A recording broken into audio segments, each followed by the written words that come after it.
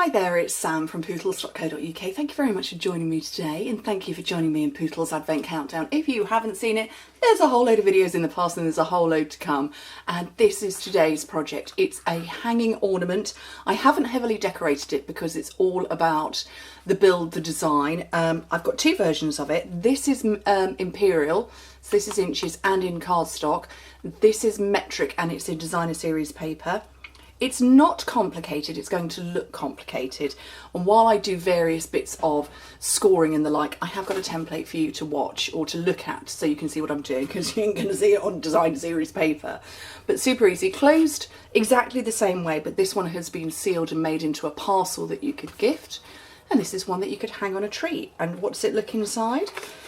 Or look like inside? So let me put all of these out of the way. Just lovely, I think so. Quite a big box. It's oh, what is this, 2.5 inches that way, so it's about 4 centimeters. Is it 4 centimeters? No, it's 6 centimeters that way, and a little bit more that way, but yeah, really cute. Okay, so you can make one obviously from a regular piece of cardstock because it's 5.5 inches by 10.5 inches that you need. 26 by 13 centimeters. I'm doing a DSP version. Like I say, I've got the plain template for you to look at. Loads and loads of measurements that are super easy. Like I say, it really looks so much more complicated than it actually is. Don't worry about writing any of these down. On my blog, click open the description bar, you'll see everything there. Okay, so 10.5 by 5.5 inches, 26 by 13 centimeters. First bit, score it all the way along the long side, every 2.5 inches. 2.5, 5, 7.5 and 10, which is 6, 12, 18 and 24 centimeters. Okay, so score all the way, turn it round and score it all the way at, I need to look at the Imperial, 1 and 4.5 inches. Which is 2 and 11 centimeters. Okay, then you're going to make a little mark, just a mark on the short side at, and I still need to look at I'm trying to look at my metric, 2.25 and 3.25, which is 5.5 and 7.5. Turn the paper over and do exactly the same, 2.25 and 3.25. Okay, just mark. Come back around to this part here, so it's long ways and the paper's up. There is a score line that we've put in here and here. And what we're going to do is score down just to that line, which I really cannot see. So I'm going to have to hold my fingers there. And this is going to come at, oh,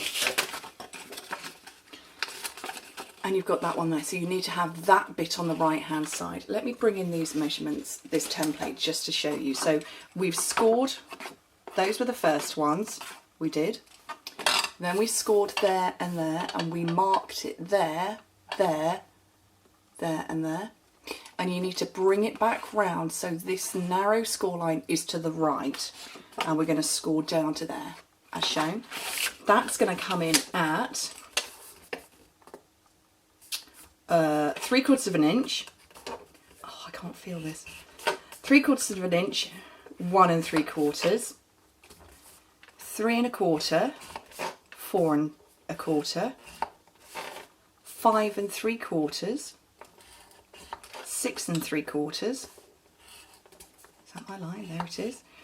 8.25, 9.25. Turn the paper over, and on the side you can see slightly better. Do exactly the same. So in metric, I'll read that out. It's super easy in metric. It's 2, 4, 6, 8, 10. No, 2, 4, 8, 10, 14, 16, 20, 22. Like I say, everything's written on my blog. So 3/4, 1 3/4, 3.25, 4.25, 5 3/4. Oops. 6 3/4. 8.25, 9.25. Okay, so those lines are marked in. Whoops, oh, I just managed to unscrew that bit. that's these lines we've just put in here. Okay, what you need to do now, you can get rid of that, is grab your ruler. Oh my goodness, I'm gonna have to do it this side because I really can't see that. And we're going to line up your ruler from that mark there and there, and just put little marks in. I'll do it with one of my pens so you can see. There's my line, and there's my other one. And you're doing it on all of these score lines that you've created that I can't see or feel.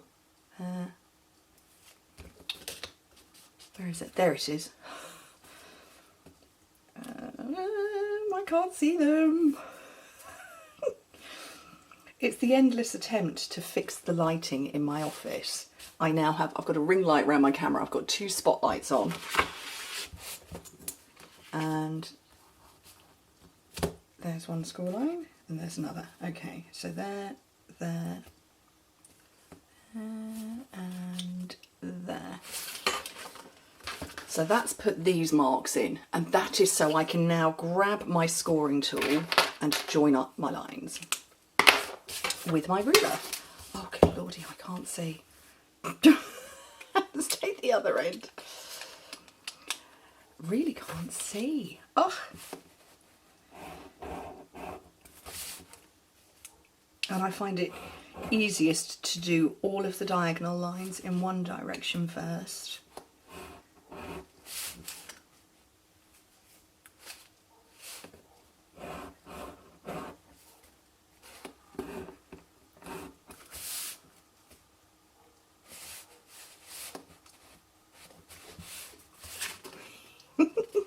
Can't see my line. There it is. I was trying to go too far. Trying to do the wrong line. There we go. That one, that one. Oh, I marked in the wrong place.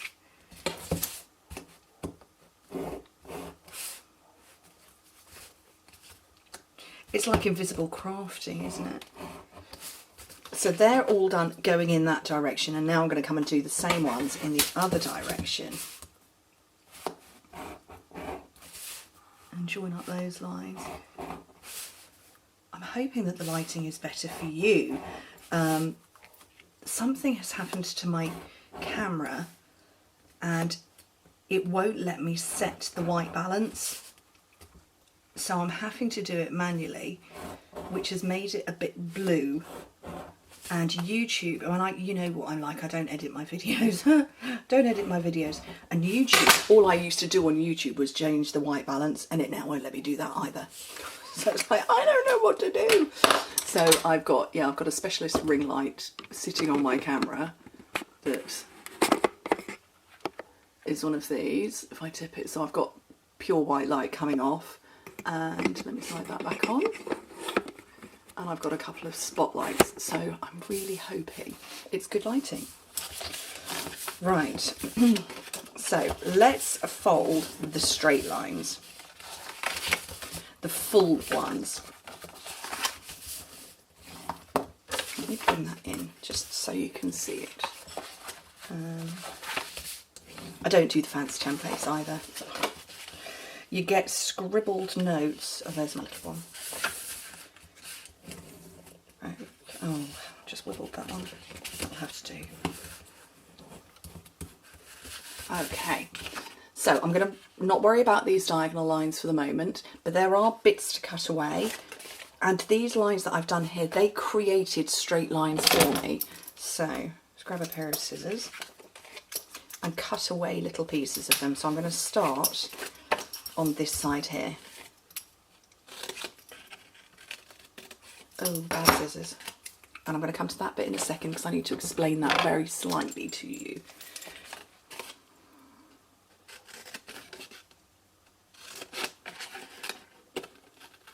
Once you've done one of these, it's very easy afterwards to create lots more. And I suppose you could vary the sizes. I haven't experimented with that. I was experimenting with what will happen if I do this. And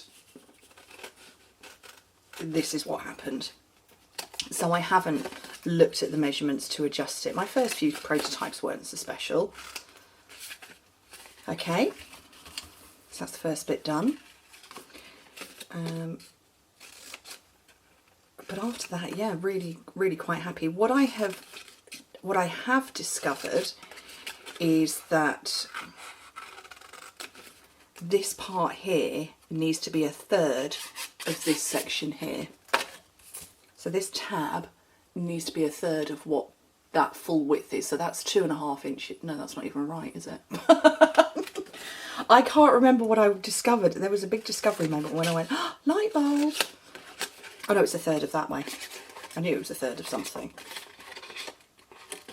Oh, can't get my scissors in.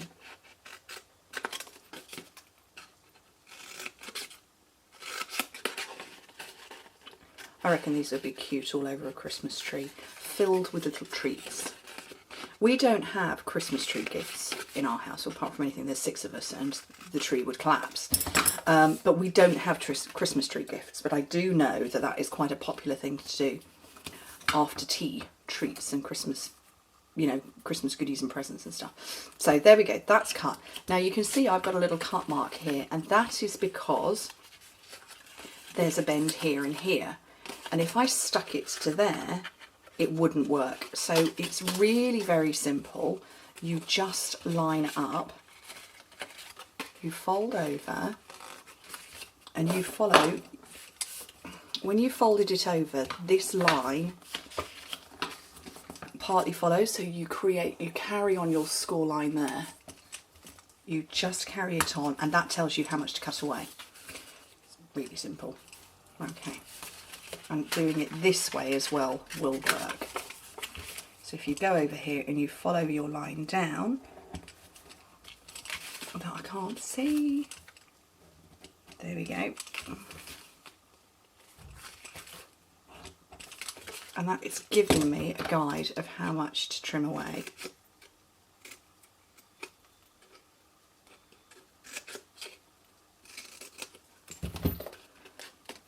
Meaning, when I line all of this lot up, it's going to fold perfectly because it's following that line inside. So let's get it folded. And gently push in your diagonal lines. So you're pushing them in with your fingers and smushing round.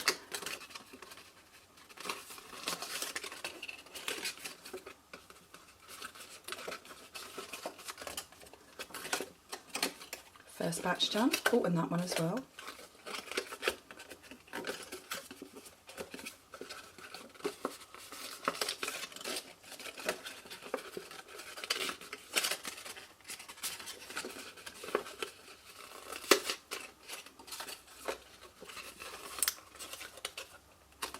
There we go. So that's now going to pull together very, very simply. So we're coming back round to this bit here. Use a strong glue. I'm just going to grab my fuse because it's here and it's easy. And put adhesive on those 3 tabs. And you'll fold it up, flatten everything out, and it sticks down perfectly. Now your top and your bottom is entirely up to you. Just gently push those in, and this will, when you pull it in and glue it like that, it pulls everything together, as you can see. So we'll get some glue. Let me find my back. There we go, that's the back. So I'm blob one.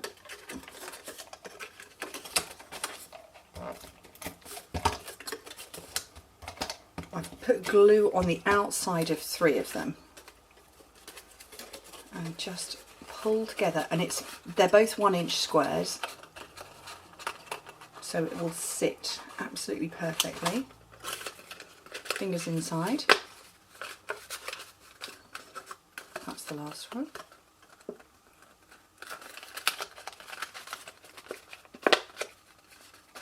And then the final one there. And that's the base closed up. And the lid, I did experiment a bit with this, and my first one was actually this one, and I needed 8 pairs of hands. Whoops, 8 pairs of hands to tie it. So I thought, let's go with the easier method and punch holes. and make it a hanging decoration. So hole punch and just eyeball where the centre is, which, you know, is eyeballing. Just had a sudden line of thought, oh, did I press record? Yes, I did. That's a good job. And then ribbon. Oh, it's here. Grab the ribbon of whatever length you'd like. Seems like a good amount. And tie a loose knot. And I went for a thinner ribbon for this hanging one.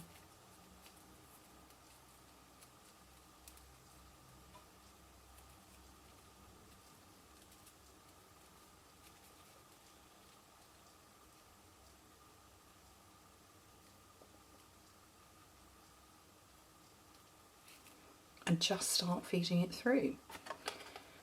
And lost the back again. My seams are clearly invisible, so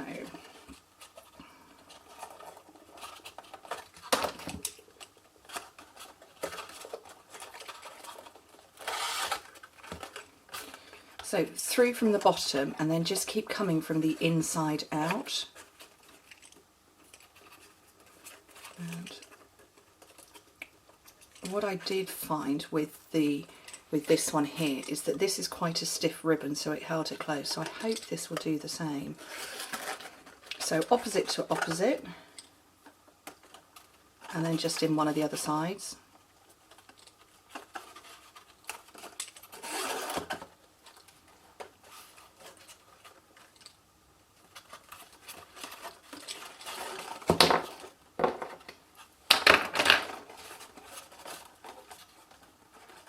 Last step, poke that in, and tie it up and pull it tight. And yeah, it needs a stiffer ribbon. Oh, doesn't need that bit to pull through. You get the point. I'm not going to do that again because we're already at 15 minutes. And no, we're at 17.5 minutes. So let me just pull this through so you can see. It definitely needs that's a shimmer ribbon that I had there. So it needs one that's a little bit stiffer. I will make sure that one's done for photographic purposes. And